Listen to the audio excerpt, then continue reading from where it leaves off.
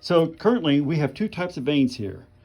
And George is going to explain what the differences are in the two turns and how they can impact the flight of an arrow. Fire away, George.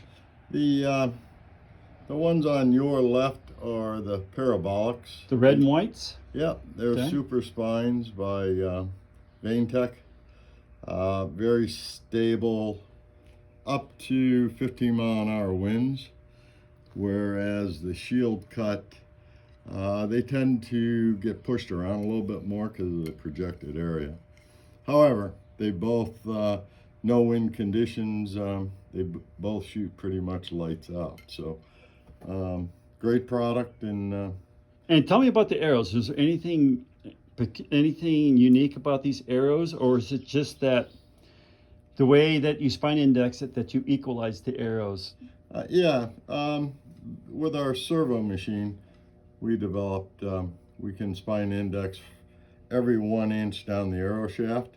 So on a wrap and roll shaft, you know exactly where the spine runs, and then you take the mean dimension. Okay. And that gives you the best performance we've found. We also do spine deflection. So we sort plus or minus 0.02 of an inch with 4 pounds on the shaft. Anything outside of that goes into another group. Okay. And then that way it's a true matched set. Okay. These are executioner shafts here.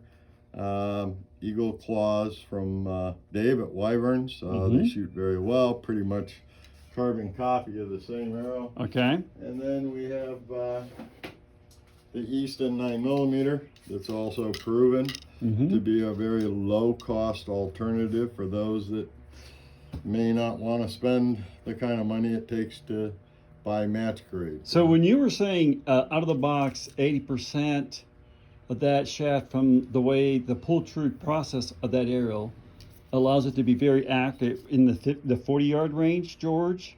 I would go out to as much as 60 yards with these out of the box, screw a tip on, and you know, as long as you're 0 to 20 with your speed scope and have it calibrated right, 0 to 60, you have a dead animal, whether it's a squirrel, a groundhog, or a deer. Okay, and then you also were showing me on your machine, if you go, can we share that machine or not? Okay, I can't share the machine, but he gets to the point to where, I don't know if you want to talk what you do to the actual tip of the insert, or if you just want to keep that proprietary at this time. No, the inserts, you know, there's a lot of talk about squaring the shaft of the arrow. I don't disagree, that is important. However, after I do a build of an arrow, I put the insert in, but I also take about 0.2, 0.3 of a thousandth off the face of the insert because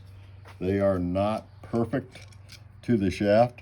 Okay. So I will machine the face of the insert to absolutely ensure that it's perpendicular to the center line of the shaft. Which then, with that, what does that do for the arrow in flight? What it does is it keeps the point TIR right on perfect center of the arrow instead of run out, which can cause inaccuracy issues. Okay, so in other words, it keeps the arrow linear to its point of impact. Correct. Absolutely. Versus your point of aim. Absolutely. Okay, thanks, George. Appreciate it.